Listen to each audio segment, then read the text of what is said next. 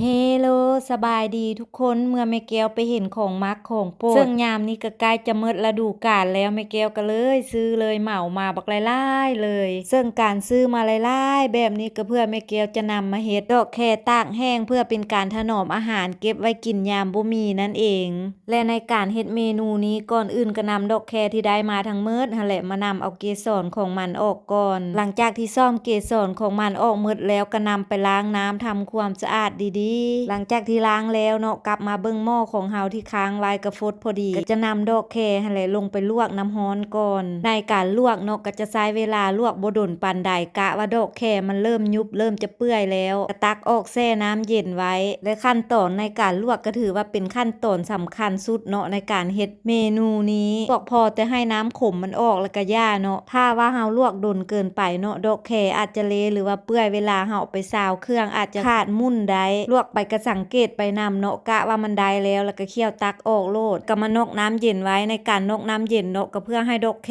มันแน่นมันหันขึ้นนั่นเองหลังจากที่นกน้ำเย็นไว้แล้วเนาะก็มาล้างมาซาวค่อยปั้นค่อยบีบเห็นมือเบาๆค่อยๆซาวออกก็นำมาล้างน้ำเย็นอีกจัก 2-3 รอบล้างเอาน้ำขมมันออกดีๆจนกะว่าน้ำมันเริ่มใสพู้นเลยเนาะจึงถือว่าได้แล้วหลังจากนั้นก็มาตำเครื่องหอมที่จะเอื้อสำหรับเครื่องหอมเนาะก็จะมีหัวผักบัวแล้วก็หัวขิงใส่ทุกอย่างลงใส่โคกลงไปแล้วก็ทำการตำจะตำให้แหลกประมาณใดประมาณหนึ่งแล้วก็ตักออกตามด้วยการเติมน้ำสะอาดลงไป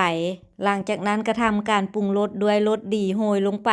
ตบท้ายด้วยการโรยงาลงไปนำอีกก็ทำการคนคลุกเคล้าให้เครื่องทุกอย่างมันเข้ากันดีๆแล้วก็มาราดลงดอกแคได้เลยบาดนี้แล้วก็ทำการซาวเฮ็ดมือเบาๆค่อยๆซาวไปคลุกเคล้าให้เครื่องทุกอย่างมันเข้าเนื้อเข้าในกันดีๆแล้วก็หากระดงหรือว่ากระทุ่งเนาะนำมาเพื่อเรียนดอกแคใส่เพราะว่าเฮาจะเอาไปตากหั่นนะขั้นตอนนี้ก็ต้องได้ใช้เวลาพิถีพิถันแด่หน่อยนึงเนาะเฮ็ดใจเย็นๆค่อยๆเรียนไปค่อยๆเรียนใส่ลงไปแบบนี้หั่นแหละเรียนบ่ให้มันแย่หรือว่าบ่ให้มันเต่งกันหลายเพื่อให้เวลาเฮาเอาไปตากมันจึงแห้งไวหั่นนะและอีกอย่างถ้าว่าเฮาเรียนมันแย่มันจีบกันหลายเกินไปเวลามันตากแห้งมาดอกแคของเฮามันก็จะบ่เป็นดอกงามเพราะฉะนั้นก็ต้องเรียนให้ห่างๆงามๆประมาณนี้หั่นแหละก็ถือว่าได้แล้วเนาะหลังจากที่เรียนใส่หมดแล้วเนาะแม่แก้วก็นำเอาขึ้นมาตากอยู่เทิงดาดฟ้าเพราะว่าอยู่เทิงนี่แดดมันแห้งมันกาดีเรียนไปเรียนมาเพื่อสิแล้วเนาะได้อยู่4-5 ทุ่งพุ่นนะทุ่งไถก็มีแต่ทุ่งหมักใหญ่เพื่อสิแล้วในการตากแดดเนาะเฮาต้องมั่นมาพลิกมาปีนกลับด้านไป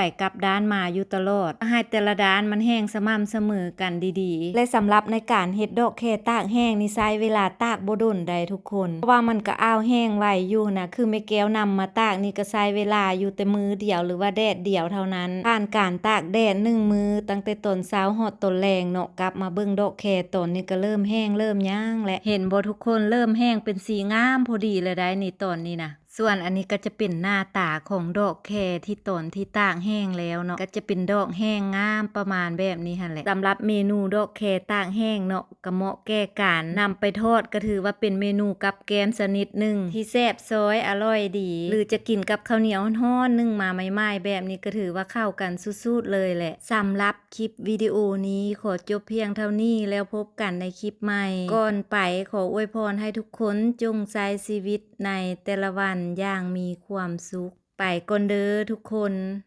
บ๊ายบาย